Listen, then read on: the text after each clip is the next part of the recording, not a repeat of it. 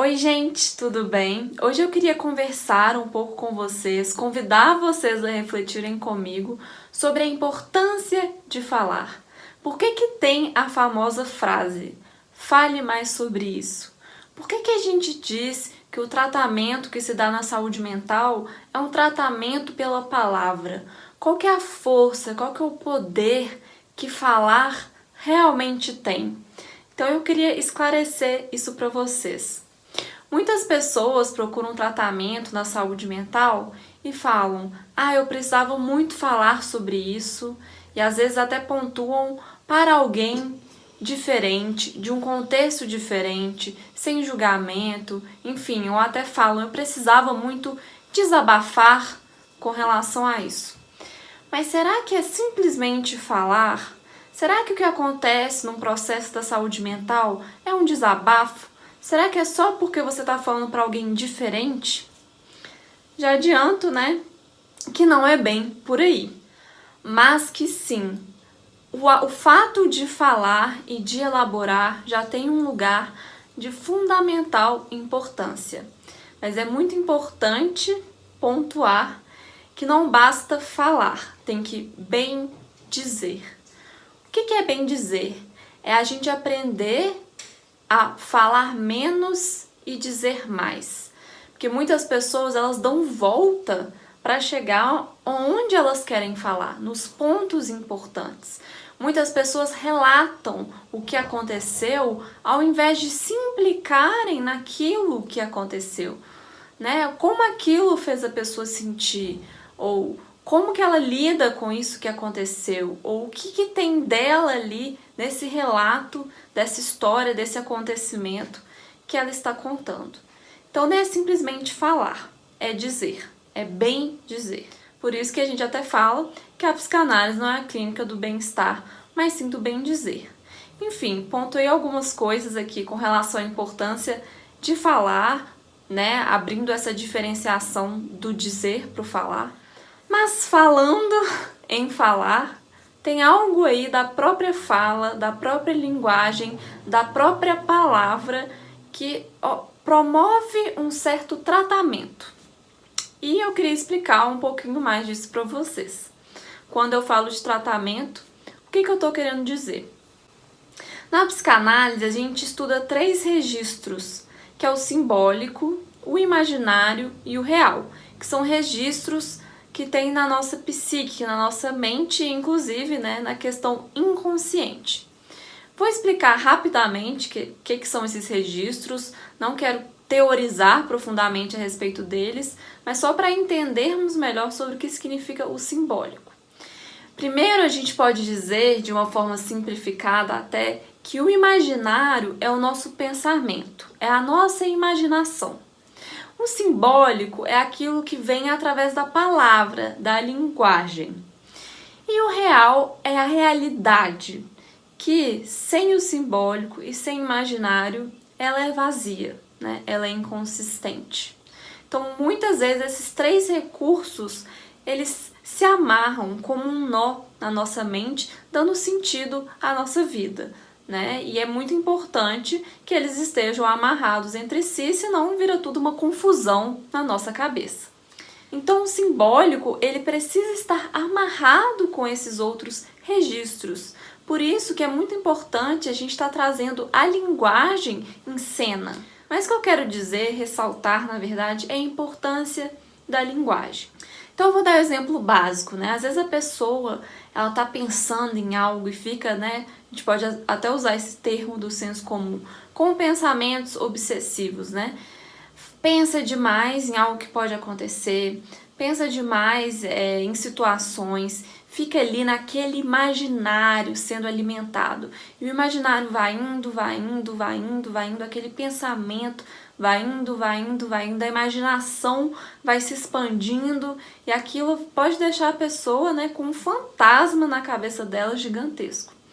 A linguagem, ela vem para organizar muitas vezes esses pensamentos, para fazer um corte nesse imaginário, para colocar um ponto de basta ali e organizar isso melhor.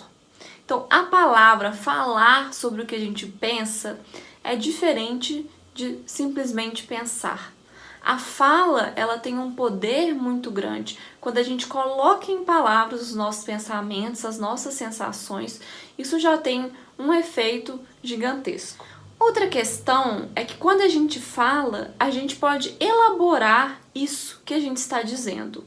Porque às vezes no pensamento, as conexões que a gente faz, elas são mais difíceis de serem elaboradas. Se você pensar numa coisa simples, um conhecimento, algo que você sabe, você não sabe o que você sabe exatamente até você tentar colocar aquilo em palavras.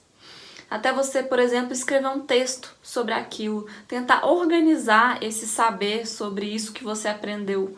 Por exemplo, né, muitas pessoas veem isso na prática quando elas estão estudando, então por isso estou usando esse exemplo. Mas como que para elaborar, a gente precisa do simbólico, da linguagem, da palavra. E nesse processo de elaboração, a gente se escuta. E quando a gente se escuta, a gente percebe pontos de estranheza na nossa própria fala. Soa diferente muitas vezes quando a gente fala. Então, a partir da fala, a gente também pode ter um olhar diferente sobre aquilo que a gente pensa. E muitas vezes as pessoas até se deparam com esses pontos da fala que se repetem. E elas conseguem perceber, às vezes, quando elas estão relatando um caso, relatando a sua história de vida, só de falar, às vezes elas já percebem que tem algo ali que se repete. Algo que talvez elas não teriam percebido se elas não tivessem colocado em palavras. Então, o que eu estou querendo dizer é que falar permite que a gente construa um novo saber sobre isso que a gente está dizendo. E isso é muito importante no processo de saúde mental. É a famosa ressignificação. Você dar um novo significado para aquilo. E não necessariamente é encontrar um significado lindo, maravilhoso, né? Certa vez um paciente me falou que ressignificar era uma coisa boba, né? Como é que você ia pegar aquela história e colocar, né, uma florzinha, colocar purpurina em cima, né? Não, não é isso que é ressignificar. Ressignificar é você elaborar e dar um novo saber para isso que aconteceu. Não necessariamente vai ser um saber que vai trazer uma certa beleza para aquilo, não é isso. Mas é um novo saber que vai te ajudar a elaborar melhor tudo isso. E muitas vezes, ao falar, as pessoas também dão evasão para certa insatisfação, para certa queixa, para algo. E quando a pessoa se cala, isso que angustia ela, isso que a deixa ansiosa, isso que toca e marca a sua história, vai continuar lá. Não é porque ela não está falando que isso não está lá. E por isso que muitas pessoas acabam tendo sintomas que a gente chama, né, no senso comum, até em algumas áreas da saúde, de psicossomatização, né, que é quando a pessoa traz para o corpo algo que ela não está tendo palavras para dizer. É uma forma dela lidar com essa questão por meio do corpo. Mas é claro que não é dessa forma tão concreta, né? A pessoa fala sobre isso, então ela vai parar de ter dor de cabeça. Não é bem assim, né? Mas trazer pela palavra, ajudar a elaborar sobre isso, pode ser que ajude sim na sua dor de cabeça. Mas tudo se trata das pessoas encontrarem outras soluções para essa queixa que não seja o corpo.